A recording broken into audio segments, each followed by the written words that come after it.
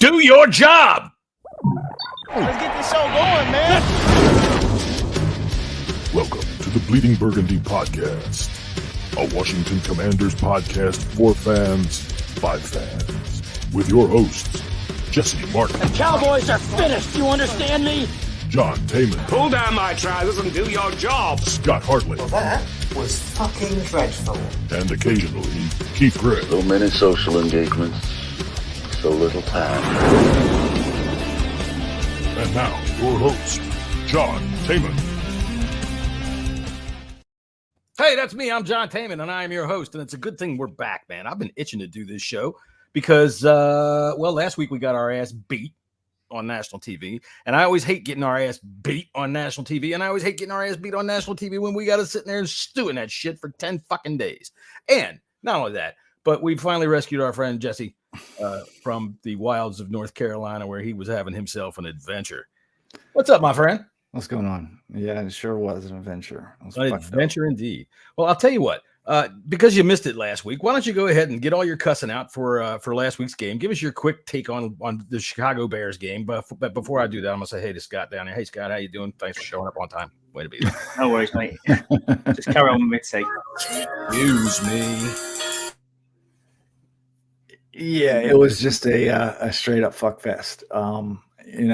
That's not.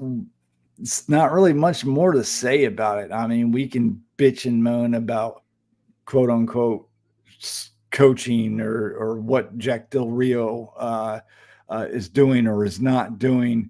But the facts of the matter is the players on the field are not getting it done. We've seen mistake after mistake. We've seen blown coverages. We've seen our vaunted defensive line full of number one draft picks getting bullied at the line of scrimmage, and that's exactly what's happening. They are getting bullied. Montez Sweat did complain to the league that the rookie right tackle that stymied him all last week did indeed take his lunch money. Yeah, so that's what I mean. And you know, we got to stop holding the candle to these players and give them, all the angst and hate that we're giving, our coaching staff as well too, because the shit's on them too. I mean, they got to be out there. They got to make the plays, and they're not getting it done.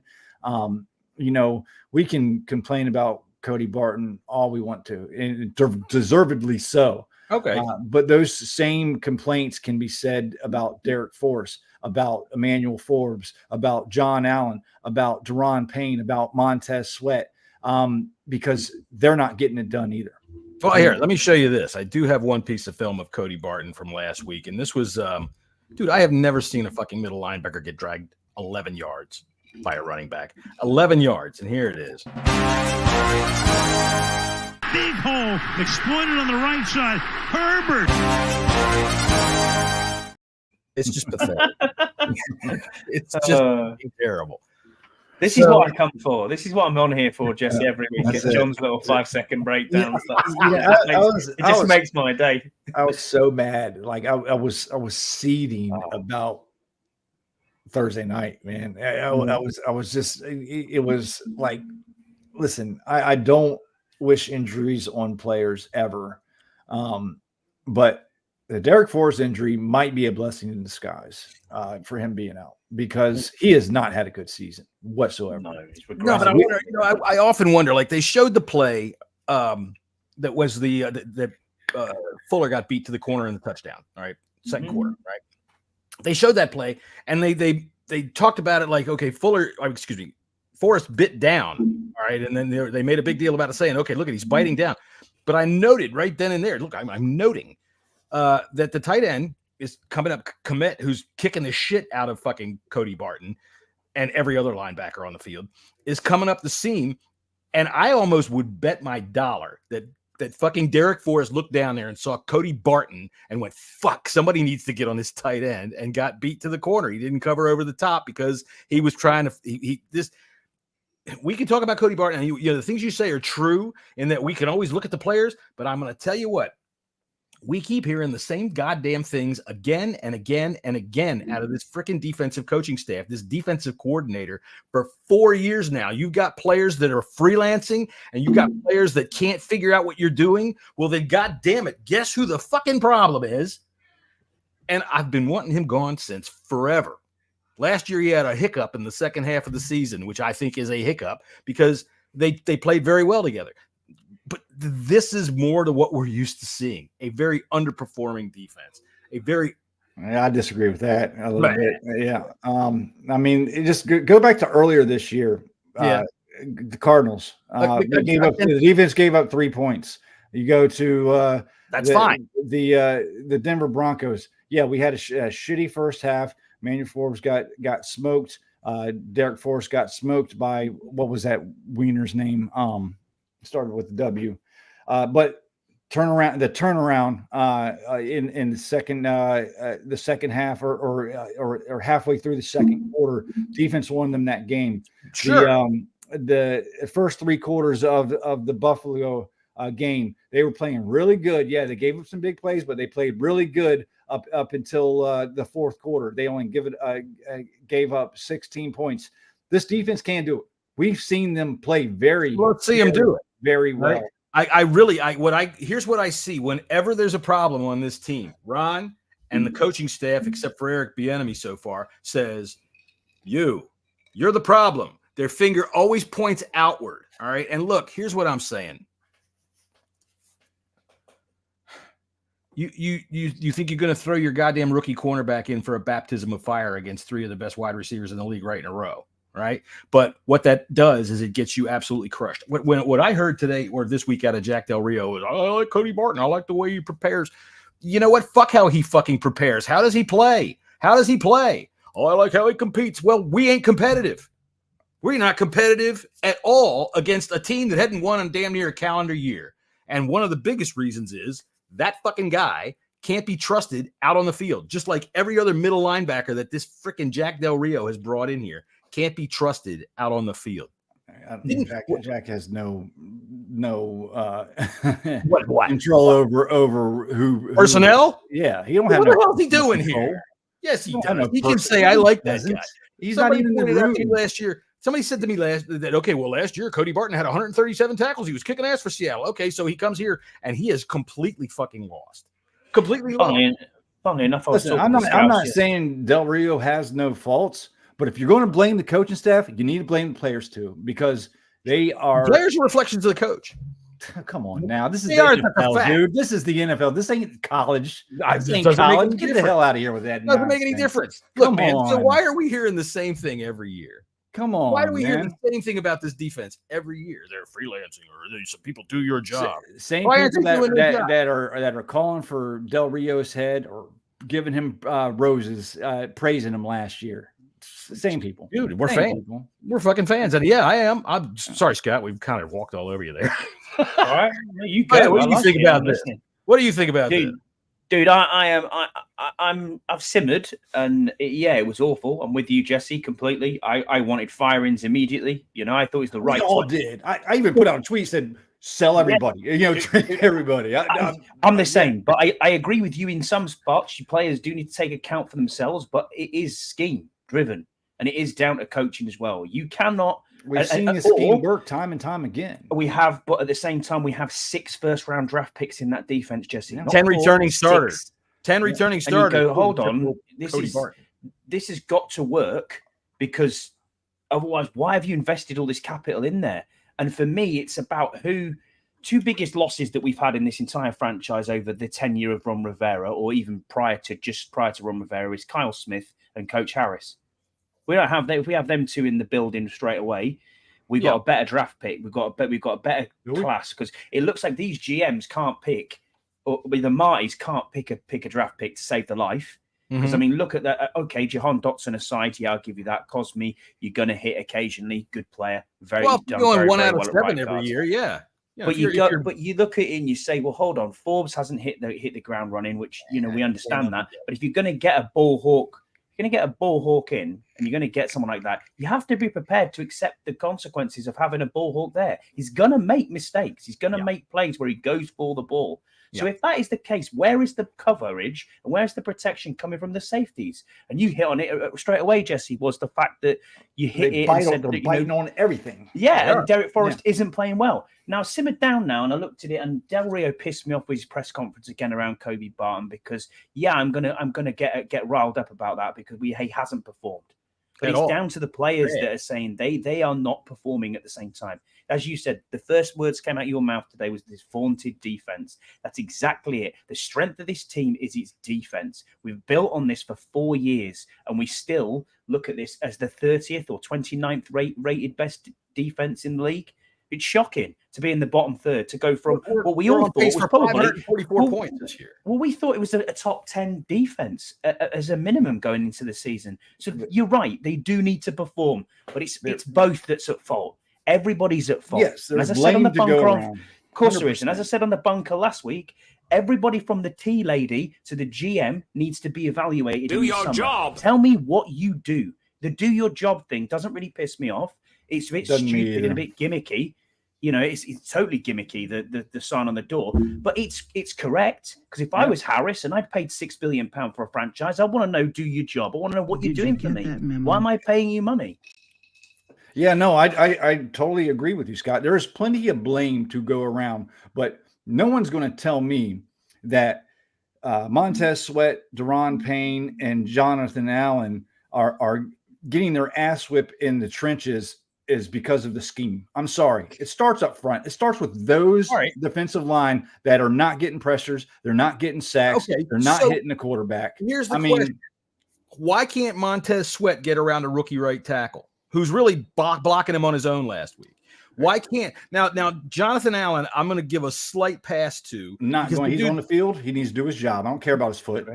It hurts. But here's where I look at the coaches again. F.A. Obata, why is he just now entering his 21 days? I mean, this dude came off of that list 2 weeks ago. Phil Mathis, where are these guys? Was he still? I mean, look at it though. In one way, Jonathan he was eligible after week 4, right? Both of those guys. Jonathan has just set a franchise record for sacks by a DT. So it can't be that bad. Oh, I love him. I love Jonathan. Okay, he's had two sacks this year. He's always with love. Yeah, but I get what you mean. The matter is, if defensive line is number one, far and away the most rotated spot on the field. All right. And our rotations are taking longer. This is something I read.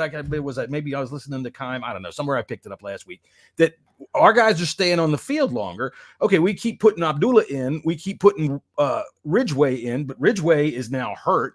But Obata and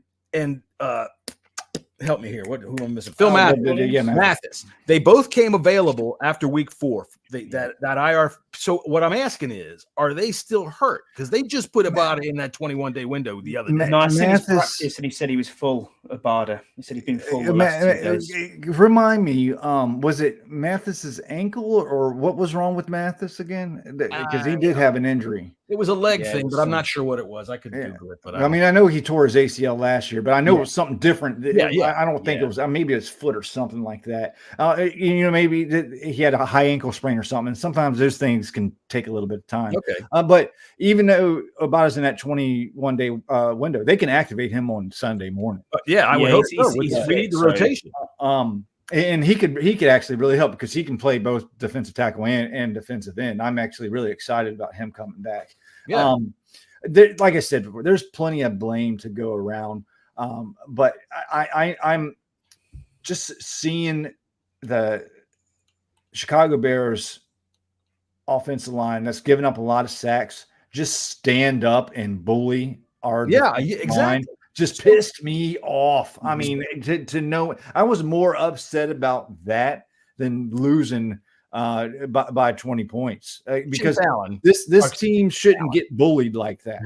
It should not get bullied like that. Chase Young played well. Yes, he did. There's giant gap behind him. There's gigantic, huge spaces of field behind him. Mm-hmm. I will give. I'd give the bag to Chase. right now. So exactly what I said yesterday, Jesse. It seems to me that exactly, John, you're right. But that should say Montez Sweat actually now. But it seems to me that between the two, that the franchise and the coaching staff like Montez a bit more than they like Chase for some reason, and I think it's down to the injury. And I think it's not necessarily trusting what he is, but on play alone so far this season, Chase deserves that bag right now. No, you're right. And listen, has Chase been perfect? No. But look, man, you see him. He is noticeable on the field. That's what I'm saying. Like last year, we noticed Payne and Allen just destroy the guards and centers. I mean, the guards and centers were shaking in their boots when they were going up against Payne and Allen. This year, they're getting manhandled one-on-one. Maybe that's what happened to Gates. Maybe Gates got scared of Payne and Allen last year, and he hasn't gotten over it yet.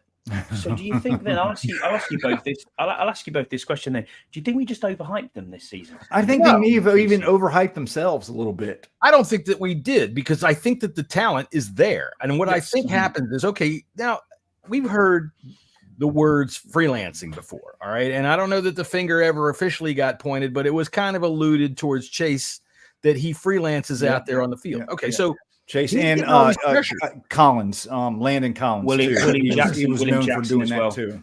So question is this: the third was the same.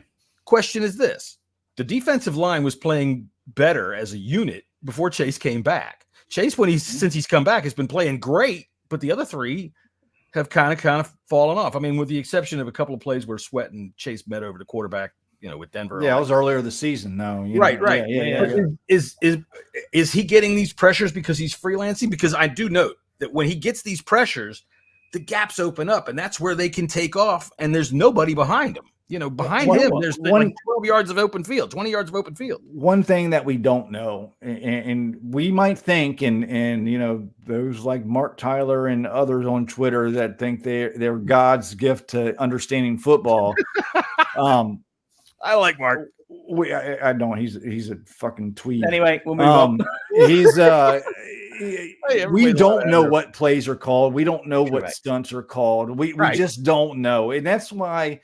When after my initial, y'all know I'm emotional. I'm emotional football watcher. That's just I don't even wear them on my sleeve. I throw them out there. Why not? Look at it.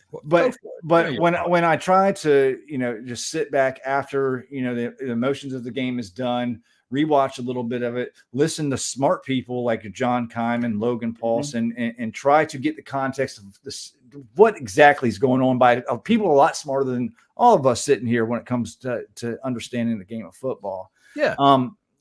Trying to dissect exactly what is going on. Why are these mistakes happen? We as fans, we're stupid. We don't really.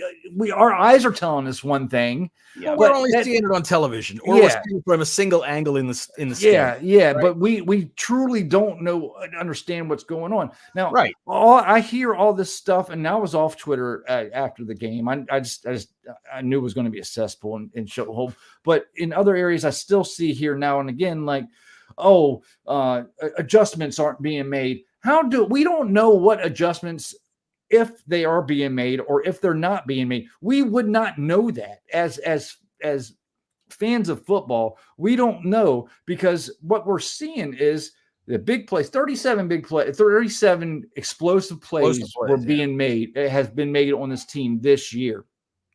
4 of them in that game. They're being made off of cover 1, cover 0, cover 3, and cover 4, and even man. Okay.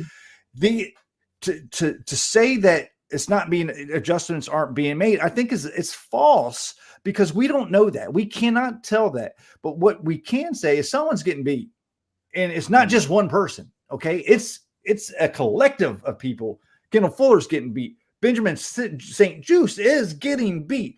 Now I go and I think back, and I'm listening. I know Del Rio preached turnovers. Like in the offseason, that we know we wanted to. Does it seem like they're focusing too much on that, though? That's what I'm trying to make my point about. Like, are they trying to be too aggressive? Possibly. In this, very possible. I had the same thought. in maybe they're trying to bite way too much, and that's what's biting them in the ass is they're getting taken advantage of because the players are like, all right, I'm going to go bite on this route because this is where I think it's coming, and then they're just too late because they're too aggressive. Oh shit, I just got my ass beat. I was too aggressive on that. It's the chicken and egg. Which one is it? We don't really know because we're not being told the play calls as that situation. 2 points really. The first one is on Chase, and I'll come back to it. Obviously, he's had 2 years pretty much out with a really serious injury, in both knees. He's had knee surgery on both knees. We have to remember that. And then we look at it, and he's got back to fitness, and he's gone to Von Miller's, off-season. No, I thought that was false. I thought that was told to be false. He went there, but he didn't. We were told that he participated in it that year that he was out, but he was actually there. But you look at his moves and you think he's trying to change it up. He's trying to get more pressures. He's coming forward with where he is at the moment. Do we think it's still a learning curve for him? Because obviously I get it. If you're the what I mean is if you're that generational talent and you're the number 2 overall pick, you expect massively high expectations. But this isn't college. He had one move in college where he could bull rush people and get through. Showing more than one.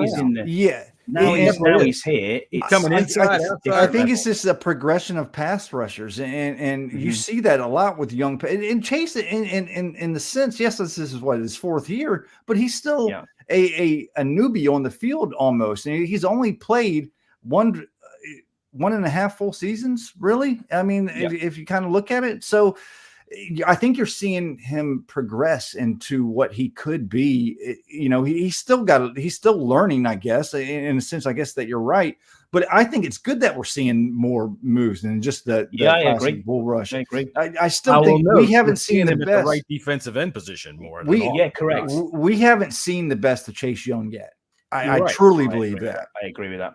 Scott, the second point I've got is second point on that is obviously we all wanted fire-ins or we wanted mid-season or people. That's what we got on the previous owner. We're not even going to mention his name on this podcast because that's gone. But when the previous owner was in, Bennett Williams, you would probably come down and he would say, "Yeah, I'm going to get rid of Del Rio immediately." Harris obviously isn't like this, and neither is this group of ownership that we've got. They're going to give them time to do that. I do think that they are done, and they know that they are done. And I want change at the end of the season. Absolutely. Now I think the race is run because I just can't see progress at the moment.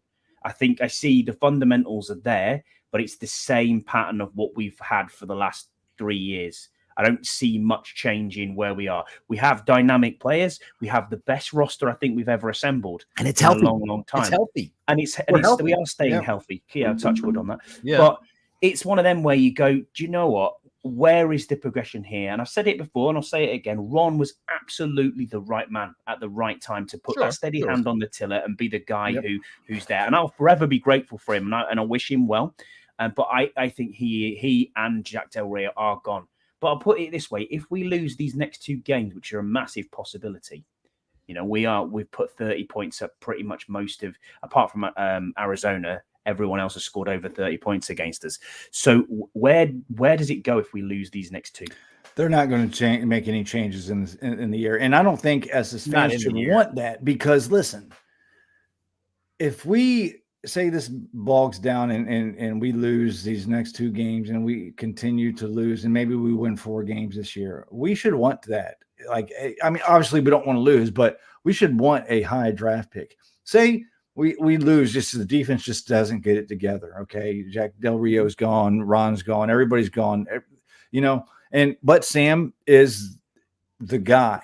Yeah. You have a high draft pick to be able to do stuff with. We should want that higher draft. I'm not saying tank. I'm not saying tanking. I'm not that. I do not believe in tanking. No, but I'm just saying is like I just don't see the reason to change, even if we continue like in the middle of the season, even if we continue losing. Because, well, for one, the only one I wouldn't want to change out the head coach right now because they'd elevate Eric Bieniemy, and frankly, I want him to cook this offense for a while. I want him to work on this offense. I got issues with Eric Bieniemy, guys. That's what this one the 55 fucking pass attempts in a row. I mean, come on. I got issues with Eric Bieniemy, but he's new at him. He's relatively new He's had a long mentorship with Andy Reid, but apparently he never really did a whole lot of play calling. So it's going to take him a little time to come around. And, we can talk about the run game, which I'm sure we'll get to, as Keith would say. We'll dive into that later. Keith, by the way, is off at a very swanky Halloween party in the middle of Manhattan. We can't say who it's with, but there's a swinger Halloween party. You dress up Taylor Swift. No, I wouldn't want to say that now. Don't go saying the name. All right, but Taylor Swift is probably hanging out with Keith. Taylor Swift. All right, so okay, I'm just gonna jump back to where Scott was talking about with Chase Young.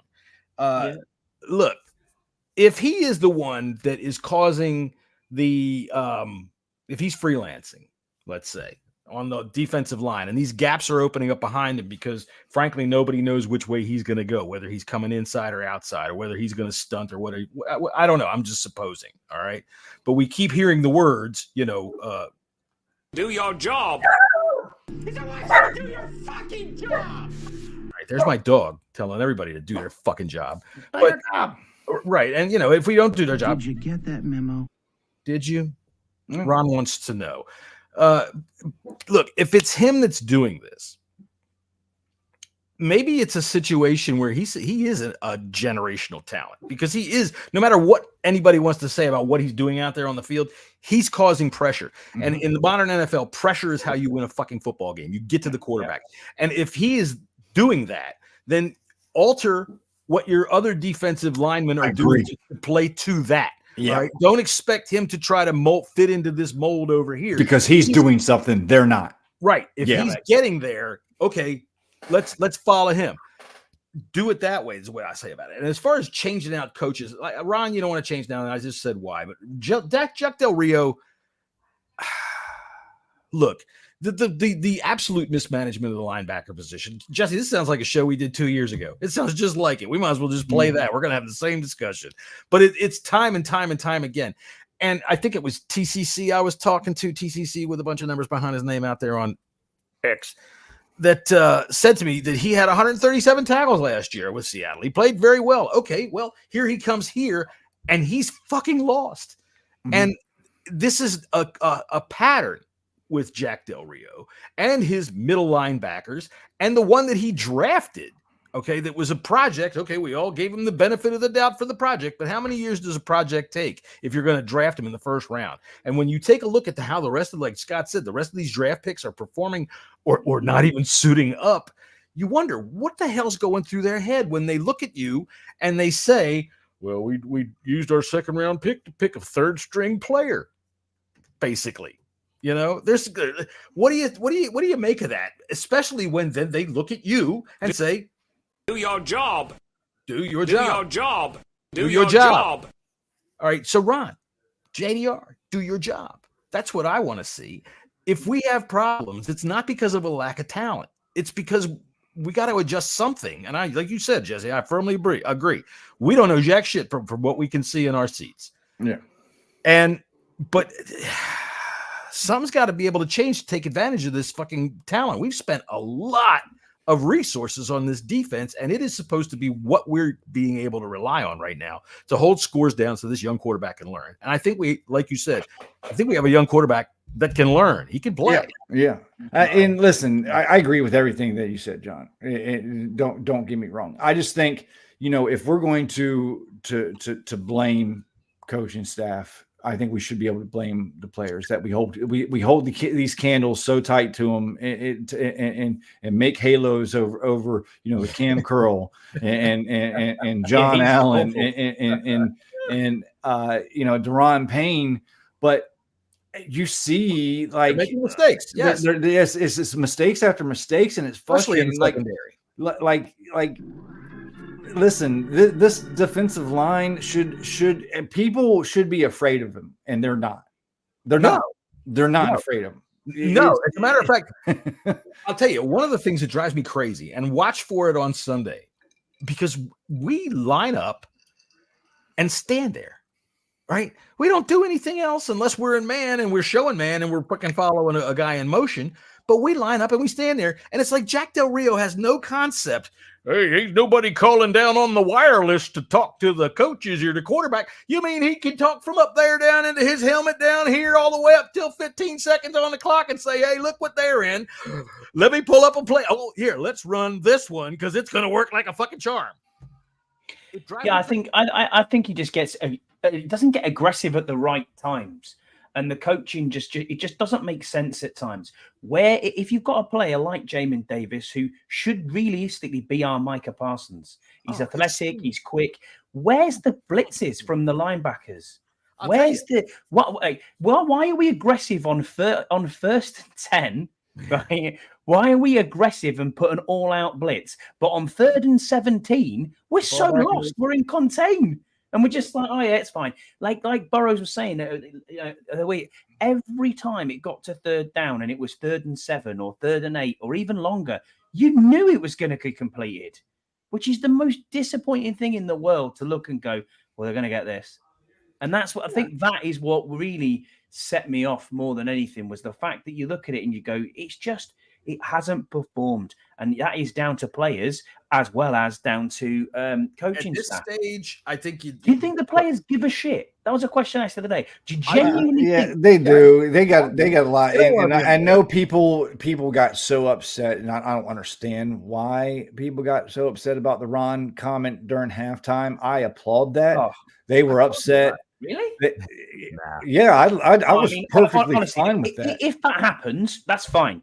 You let the people talk it out themselves. I've been in changing rooms where I got aggressive with people and people got aggressive with me and all sorts because you've had it out. You've nearly been fine. Yeah, let them have it out. And it seemed to work. I don't need the coach to say that on national TV. Yeah, I don't give a shit. I don't care. Well, that's the thing. Zero. I want to hear. I firmly believe we'll get better on the fundamentals and we'll do this and give it a bit. Right. We want to coach you a bit of coaching speak. You're give talking us a bit to of the coaching fans speak at that on. Right. The fans don't want to hear that. And honestly, I think that if you think that there's anybody in there that's going in, let's win one for the Kipper boys. Let's get in there. Let's get out there and fight.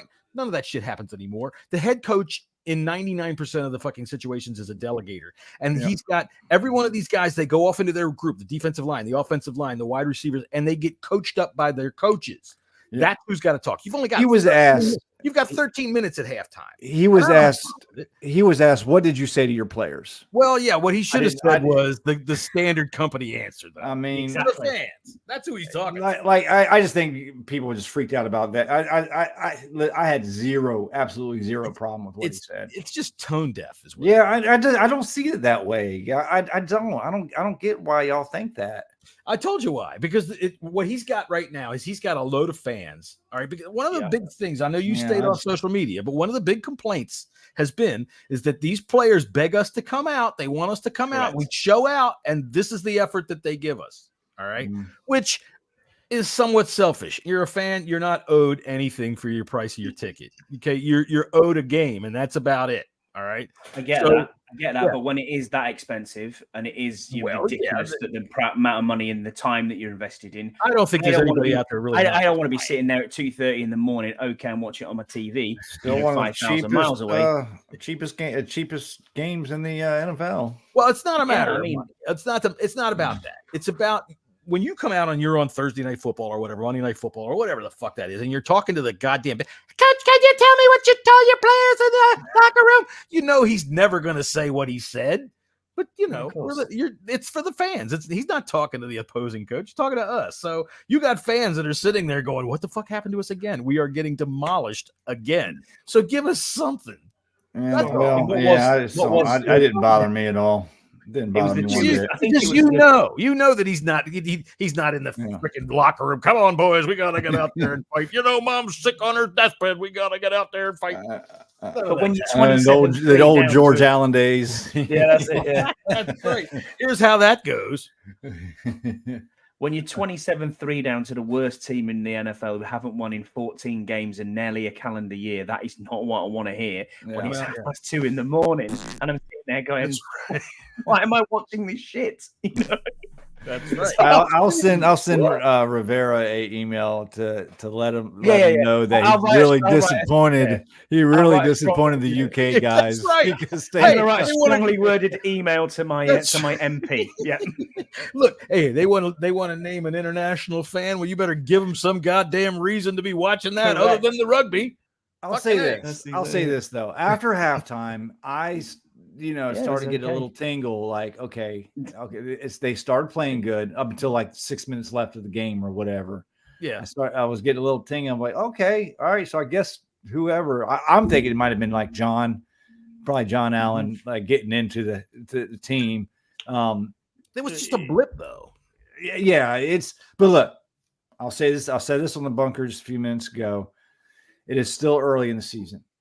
Oh yeah, they're about to go one of their patented Ron Rivera. You're going to believe in me by Thanksgiving runs, where we all go. Yeah, you know it. Woo! Here we go. A 4-game winning streak. The Cowboys got their ass kicked. So the Cowboys got their ass kicked. That's right. Yeah, the Giants are fucking shit, and we're going to watch them get destroyed on fucking national TV again. Yeah. Thank you very much for that. So there's some things working in our favor right now. We almost beat.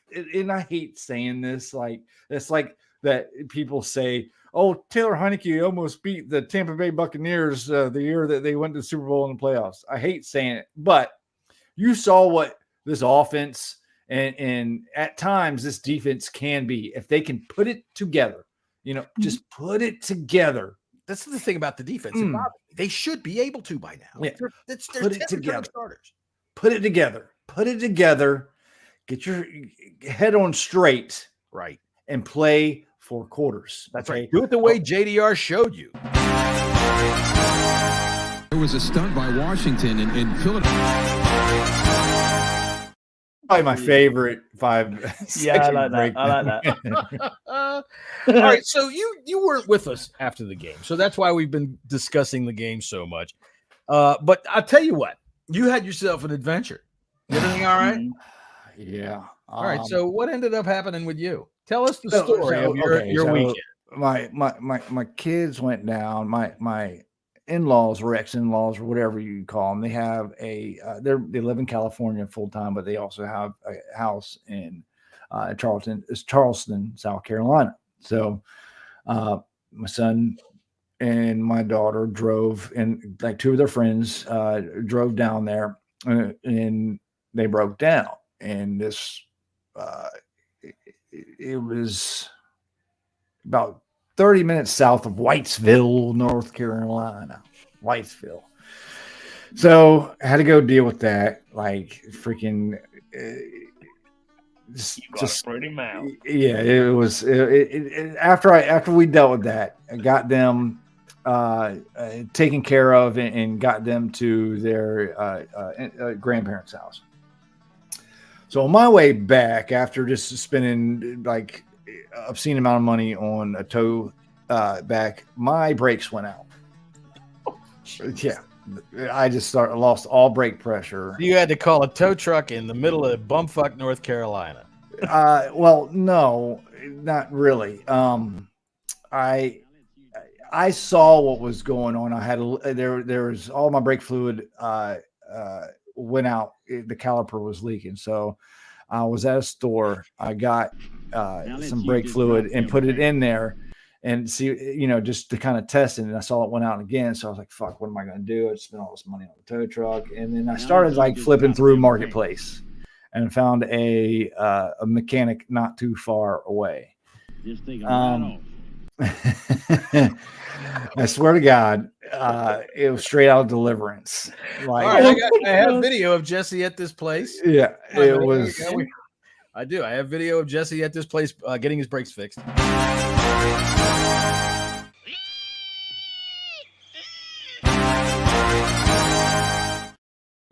You stupid fuck.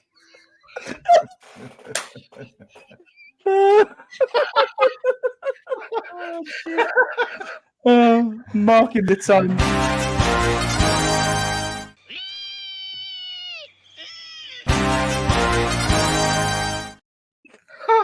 I'm sorry, that has been killing me since I made it. Oh shit! But you all right now? I swear to God. Is the car all right now, though? That's the thing. Yeah. This is the caliper. But you squeeze some raccoon guts into the brake line, and it that's how they get it to clog up. It was nerve-wracking to say the least. Like seriously, nerve-wracking. But I got home like I don't know, like Saturday at night. Like I don't know, about 9 o'clock. Finally, yeah. Did it hurt? Huh? Did it hurt? $2,000 poorer. Yeah, thanks for that. Pretty much. Yeah, I'll bet. But I think one of the family members actually had like 2 teeth. That's what they look for.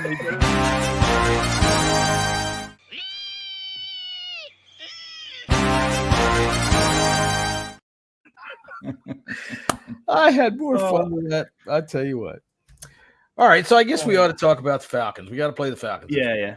All right, the battle of the B-Robs, as I guess Keith would say. You know what's weird is I've got the stats in front of me here for these people, and on the Falcons, and I look at this and think this is a terrible team. They're not good. I just don't know what's going on. The thing is, they're no better than us. As far as players or anything, and Arthur Smith gets all the fucking praise in the world. Dude, I don't hear anybody say bad anything. I don't see any got a touchdown this season. Yeah, I don't hear anybody say anything bad about Arthur Smith. It's always good. I will. He hasn't been good. I have seen some goofy looking coaches on the goddamn sideline, but that motherfucker takes the cake. I think he should be standing there in my goddamn pharmacy asking me, is that all, when I'm buying some fucking goobers and a goddamn box of goddamn freaking NyQuil? Yeah. No, I mean, the only good thing of this team, though, but Jesse and John, is that their back end is pretty good. Like their secondary is very good with Jesse Bates. I mean, he's their lead. He's got 3 interceptions. He's got 2 forced fumbles this year. But that team as a whole has 5 sacks, 5 in total. Yeah, now probably have 10 by the end of Saturday. Well, probably. I mean, the Bears went into that game with 2, and they came out with 5. So, came out with 7 in total for the season. So, it is one of them. But I look at people like Drake London. Tyler Algiers, a decent running back. I mean, but looking at the yards, I mean, Bijan's got 67 carries, 364 yards. He's averaging five, just over 5 a carry. Tyler Algiers got 62 carries and 190 yards. And then you look at the receiving core, Jonnu Smith, Kyle Pitts, they're all along the same. They've got no touchdowns at all. Yeah. Drake London's is similar. They're all just over the 200 mark. And he's got 2 TDs. I mean, it's not a brilliant team. They're not a good football team, and they're in a. Remember, we talked about this in the they're 3-2. Well, because they're in a division that's crap. All right, how many of these games they played are divisional games? And I mean, somebody's got to win it, and they're all just garbage. So, look. That's the kind of team that we like to elevate into fucking superstar status. All right, Desmond Ridder, very well. Honestly, we are. We come out looking like fucking Joe Montana. We sit here shocked, and I had this discussion with Kyle this week of what is it, Burgundy Zone? Burgundy Zone, yeah. All right, I had this discussion with him about it, and he said the same thing you did. No, this defense is usually pretty damn good. And I mean, okay, I seem to think that this defense always turns it on at the end to look pretty good. All right, but by and large, like Scott said, 20 minutes ago, when it's 3rd and long, don't you just know it's going to they're going to get it, because we have been historically bad on 3rd downs in the past. The number 1 3rd down team last year. Right. But now this year is a different story, because this is the thing. We got to ask ourselves why is that? I got to tell you, I the only thing that can go back to it, when you got that many problems, you know where I'm going to go. Coaching. It's got to be coaching. All right. I just don't think you just forget how to coach from one year to the next. Like well, either that or your scheme is something that the players either can't run, or you're pulling in players that can't run it. So change the scheme. That's the whole, whatever the reason is. We already spent a half an hour on that. But look, doesn't Kyle Pitts just smell like the skunk who's going to say, oh, here's his breakout game against Cody goddamn Barton? Drake London's going to get maybe, but we've been relatively okay against tight ends this year, and that hasn't been the case in the past. Out of us last week. Come out of the day, man. That's why I say up until last week we were actually pretty damn good against tight ends. Right. But tight ends have beat us up in the past. Now, and it was surprising, like the stats against tight ends this year. We've been pretty good up until last week, obviously.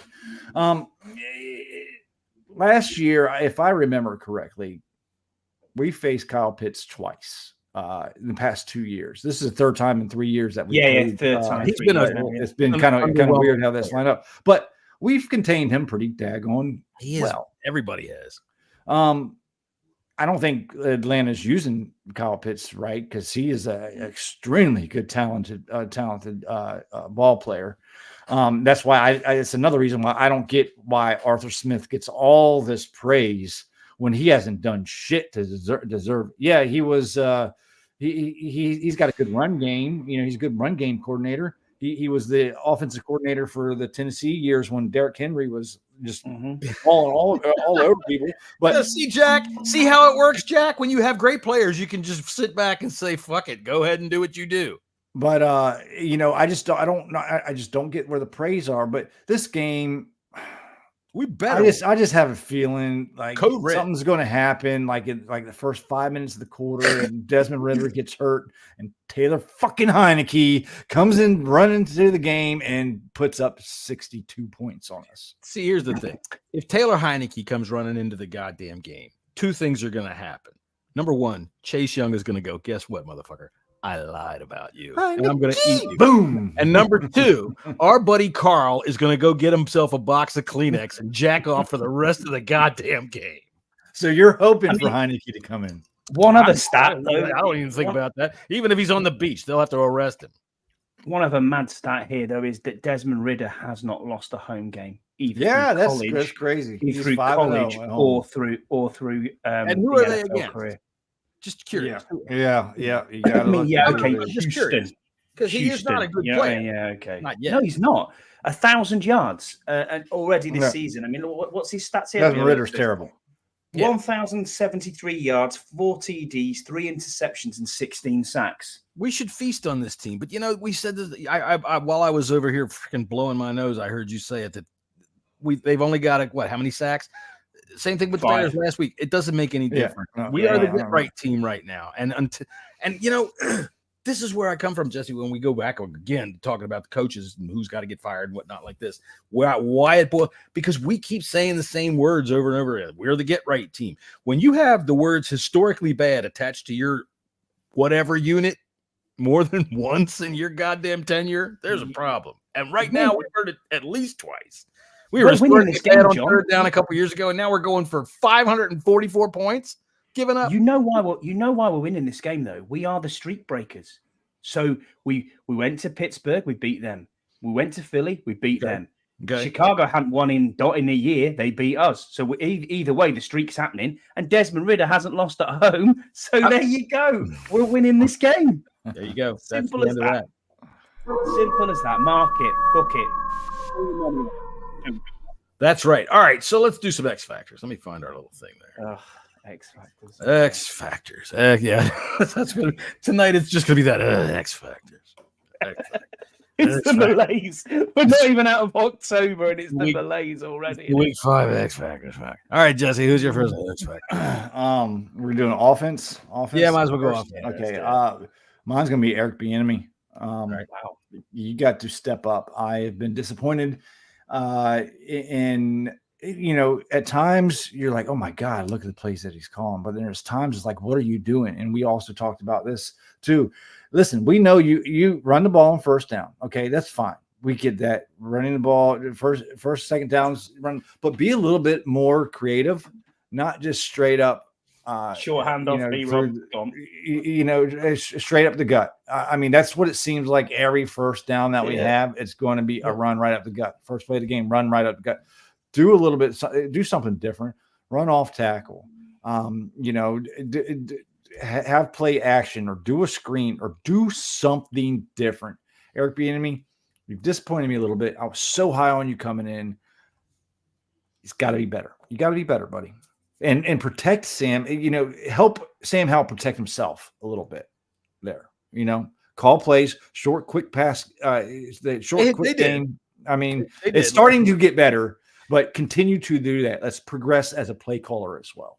You have to, because the Bears were content to let him throw underneath all night. They were just like, okay, whatever, go ahead. And he had almost 400 yards passing. He played great, and he did. He played well. You're never going to take a 388-yard day and say, "Oh, that was." But they said, "Whatever, you do whatever. Take your little shots. Go ahead. You ain't getting." But if you throw 55 times in a row, John, and you only make one interception, I think that's pretty good. I think that's damn good. It's the 55 game. It's the 55 in a row, not 55 throughout the entire game. That's in a row, right? You know what I mean? What? Now, I'll tell you what. My turn. X Factor. And I'm going to build on Jesse's EB X Factor. I don't mind running up the gut. As a matter of fact, I wish we'd run up the gut more. Well, all right? I do too. But just like that very first down play, like do something a little bit different, man. If us fans sit on the couch and know what the fuck you're doing, and so Burrow's the other team on a goddamn milk crate over in London, fucking typing out what they're going to do, and we sit there and go, "Yep, here it comes, here it comes, here it comes." So the thing about that is, we try these long, extended, everybody pull and get outside runs like I watched the Chiefs do last night. All right. And they were very good at it, getting all the way outside the hashes, getting on their blocks. We're not good at it. All right. That's why, like, I was talking with folks this week about, 7 yards of carry is a misnomer. No, it's not. It's a 20-yard carry, and then it's a bunch of 1 yard or minus 1 yard carries. All right. Stop these long, drawn out things. Hit fast, hit hard. All right. If we're fucking passing 55 times a game, what I saw last night in Kansas City, okay, and I'm just going to go off of that because it's that offense. The middle of that line would open up like a pass play, and that freaking gap would open up, and Pacheco's through it. All right. Boom, boom, boom, boom. So I'm not saying run everything like they run it, but you know what? Let's stop trying to go lateral and let's just punch them. Punch. Hit them first, all right? Tell them, you ain't nothing but the goddamned Atlanta Falcons before they look at us and go, you ain't nothing but the goddamn Washington Commanders, because that's all we are. That's true. Anyway, Scott, who's your first X Factor? My first X Factor on offense is Logan Thomas. This team doesn't play very well against tight ends. In fact, against tight end play, it's the worst in the entire NFL. So I'm looking at Logan to have a very big game. He had a very big game, or a decent enough game last week. Yes, he fumbled the ball. Yes, he did fumble the ball, which was a bad move at a bad time as well. Yeah. But Logan stepped up. He's played well the last few games, some crucial games, getting smashed as well at the same time. So for me, I hope he has a big game. He is my offensive X Factor. And I'm a huge Logan fan, and this I want to kind of build off of what I was saying. My X Factor with Bieniemy. Listen, having Logan Thomas as your top targeted player I think is unacceptable. Okay, at least every game. Like once in a while, that's fine, but he's no Travis Kelce. No offense to Logan Thomas, love him to death. I think he's a good tight end. I think he's good for this team. I think he's played very, very well. But Jesus Christ, get Jahan Dotson involved, get Terry McLaurin involved. These guys are your money makers right there. Okay, you have to get these guys involved.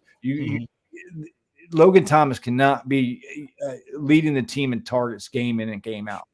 Fucking come on, get your playmakers involved. I will say this, that for a young quarterback, a good tight end is his best. Yes, 100%. They love him. So I don't know how many times this is his second or third read where he just decides quick to go there.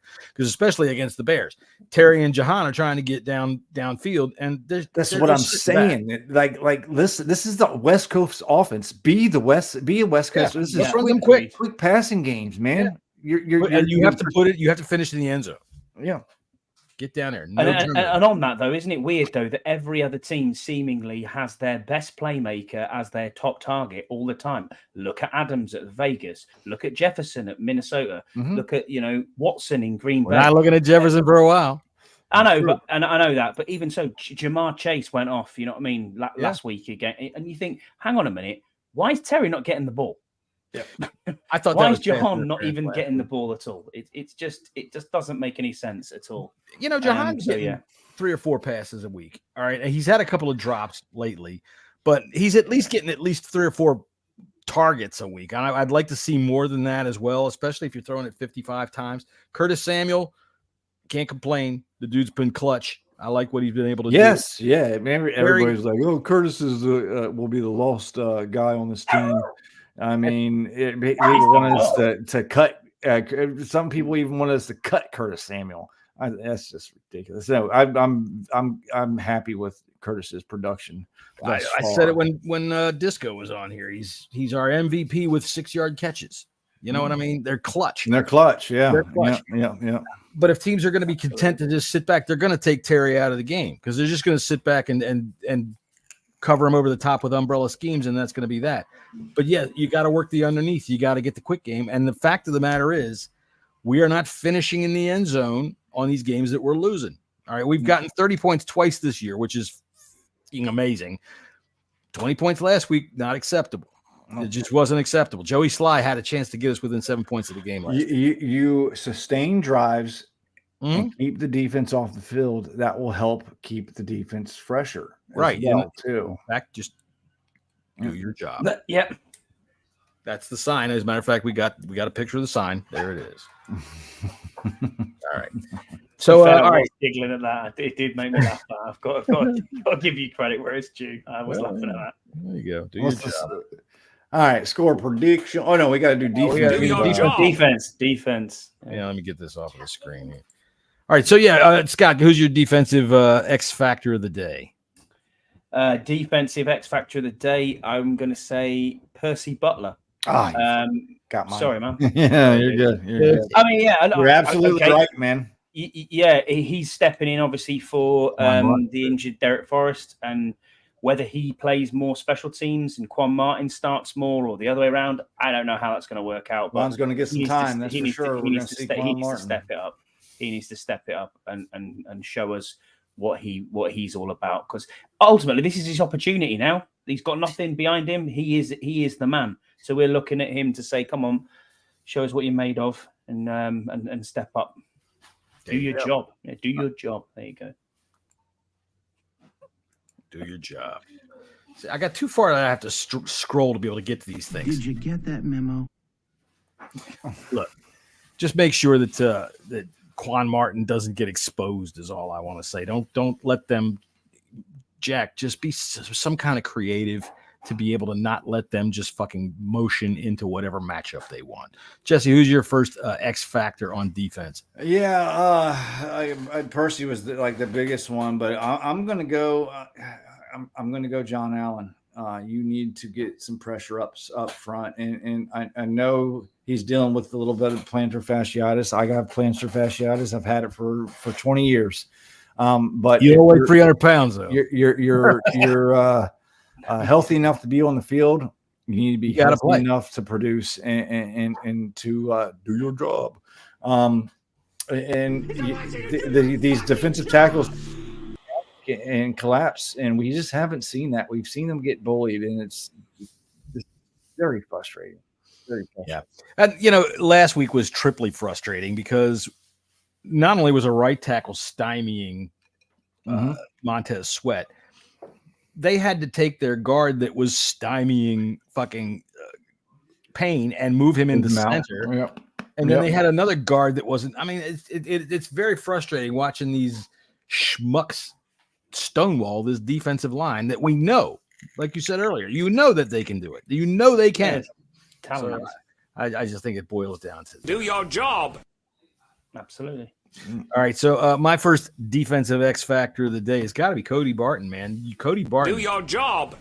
You cannot allow Bijan Robinson and Pitts to take over this fucking game, and it scares the shit out of me. Bijan is a quality back. I know right now Keith is, hang on, honey, hold the party. I'm listening. Quiet. Shut everybody shut up. Bijan's quality, and that dude can not only make seasoned pros miss, he can run right through them. And Cody Barton, dude, when I rewatched the game the other day, I know I'm a fucking masochist. I really am. I like people to burn me with cigarettes, and I don't mind it when they tie me to the wall and kick me in the balls. I really don't mind at all. So when I rewatched the game the other day, one thing I would notice when they would cut as soon as the play is over, everybody's tackled, and they'd cut to that fucking the sky cam, right? Mm-hmm. And what you see is Cody Barton's legs moving around the pile. You see him not in the pile. He's fucking late to the pile. All you see is white leg. You should be the pile. You are the middle linebacker, and I can't stand this. Jesse, we're going to go right back to it, dude, because I've said to you for years, ever since I think the first thing Jesse said, "Hi, my name's Jesse." I said, these fucking middle linebackers are getting on my goddamn. Instead of Cody getting dragged 11 yards down the field, let's just keep it to 7, maybe. Yeah, that would be all right.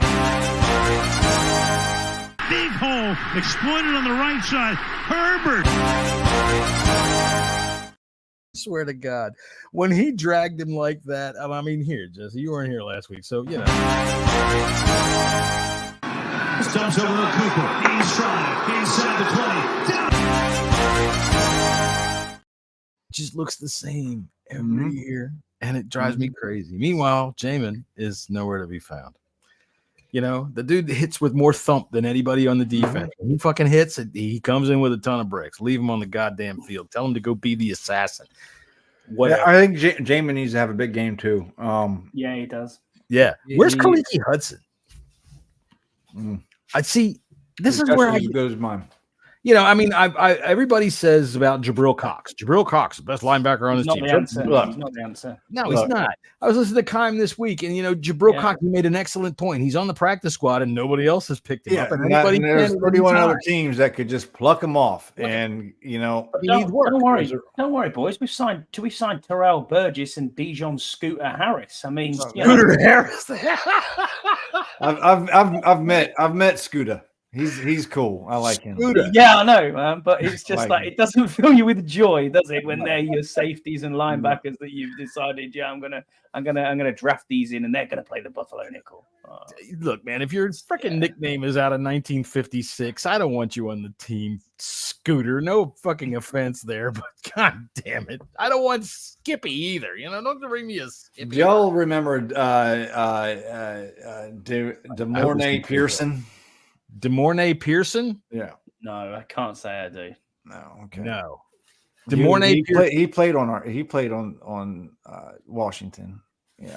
He was it wasn't that long ago. A couple years ago. He's played on the Bills. He's played on the Cowboys, I think, too, for a little while. But no, my daughter met him. And it was. He was getting inducted into a high school Hall of Fame, and that's cool. Yeah, hope he didn't say, "What's your name?" I was trying to think. She was like, "Yeah, we just met a commander," and she told me what. Good morning, Pete. You know who he was? Yeah, I didn't know who he was. I was hoping y'all would. Yeah, great. DeMornay Pearson L was signed by the Washington Redskins as an undrafted free agent on May 2nd, 2008, but was waived later that month. Didn't even get a camp. They looked at him in OTAs and said that. He went to the Montreal Alouettes, Salt Lake Stallions, Oakland Raiders, St. Louis Battlehawks, Las Vegas Raiders second stint, Denver Bills Broncos, too, right? The Raiders, the New Jersey Generals. The Broncos has never even played a snap. Never even played a snap. That ought to tell you something. All right, because have you ever been around an NFL player, and I don't mean like met one, but known one that played wherever they played? I mean, I knew Terry Kirby and Chris Slade a little bit, yeah. And even the worst NFL players are so much better than anybody else that you see them play against. It's unbelievable.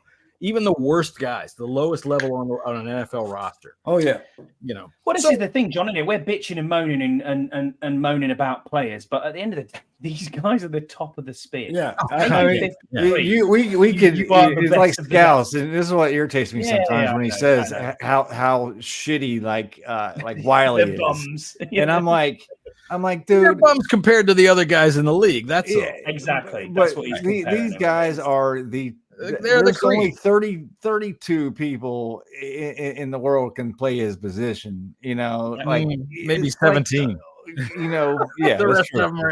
That's true. Right? There's maybe people that can play quarterback. That's why I'm emotional. But when I sit back and think of it, I'm not gonna be like, dude, He's the most shittiest player in the fucking world. You know, that's why I always get a bee in my bonnet over these people that fucking tag these guys. And you know, this whole shit about Emmanuel Forbes, he's lost his mind because of these people on Twitter. No, he hasn't. He got rid of you fucking idiots. Because exactly. Who do you think you are? I'm just a fan. You know. Can I just have one? Can I just have a shout out quickly? Just a quick shout out, and I've given him so much shit on both my show and here, and I'm sure you two have as well. But shout out to Charles Leno. He had a very good game against Chicago. He's had a good year, other than a couple like bad sacks, and it hasn't been very good. Did you see? I know stats lie, Jesse, but did you see his stats about the? I was just going to bring that up. You go. I'm going to bring that up. His pass rush win rate is better, I think, by like 0.2 of a point, better than Trent Williams. Fuck now, Trent Williams. He's a bum. Charles now, he's a bum. Got to put context to it. Hall of Fame is a bum. Wait, I'm on the wrong side. Damn, you got to put context with this, okay? Yeah. But Charles Leno is having he's having a very we have a severe problem with Nick Gates. Okay, I'm ready to see Stromberg. We have a severe problem with Wiley.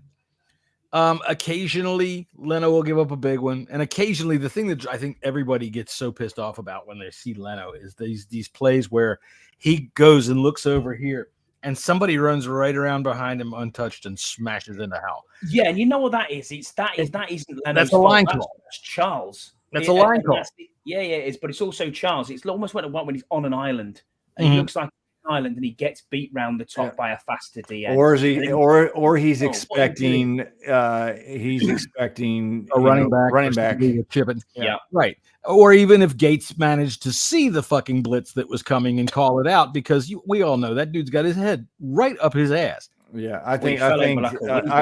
very happy and content with Charles Leno's play. Nick Gates though,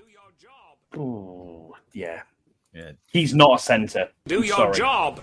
No, he's not. All right. So score predictions. Jesse, what do you got? I'm gonna go 27-13, the good guys. The good guys. Oh my God, dude. All right. I gotta tell everybody. This is probably the most optimistic I've ever heard Jesse. Ever. I think it's either going to change this week or it's not going to change at all. That's where I'm coming down at. Do your job. That's right. And if you don't, now let's you just drop them pants. That's the way it is. Sorry, Jesse. He's remembering like a time in the garage over in bumfuck, North Carolina. Just take him right off. That's right. All right, Scotty, what's your score prediction? My score prediction is 27-24 Atlanta. Can you squeal like a pig? Well, let's see here.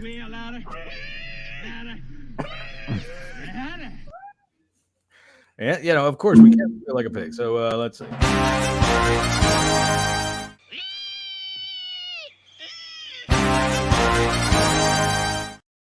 I just love that. I'm gonna play that forever. All right, my score prediction. We're running it up. All right, we're running it up. This offense is capable of scoring 30 points a game, at least every other game. So I'm going to say we're going to do it again. It's going to be good guys 32, the Falcons 17. So there you go. So I'm the only one who's saying a loss, which is because, and I don't know why. Young Wei Koo's going to get a late field goal.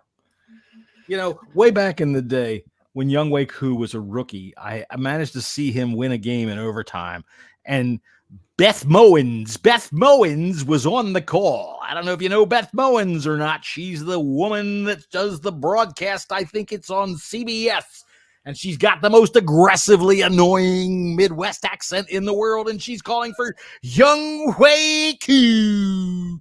And I'm like, God, would this woman just fucking drown on a goddamn Slurpee or something? Jesus Christ, shut up. So yeah, we'll see. I just no, I don't want. I wouldn't want to think about Beth Mowins having sex. No. Oh my God, do it deeper, deeper. Stupid. All right. Well, fuck it. It's that time. We're over the hour. All right. So let's see here. I'll put this on. Say, okay, so 2 out of 3 of us are confident that we're going to get a win this week, and the other one is, that's why you lost fucking Revolution, buddy. Oh, cheers for that. Yeah, nice one. Yeah. I'll remember that next time you turn up 2 years late to a war. Thanks, Jim. 2 years. Anyway. Okay, we're not get into that. Although I tell you what, it was Prime Day this week, right? There was 2 Prime Days this week, and I spent that money. I found Ken Burns' The War for like $13, so I bought it. Fuck it. Nice.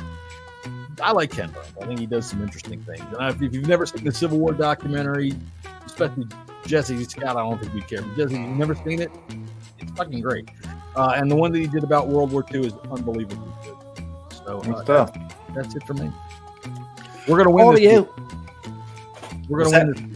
Yeah, we're gonna win. We're gonna win.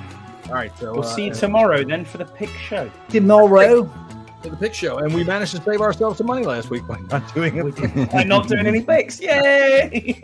So we'll see you there. We were just so annoyed. That's what it was.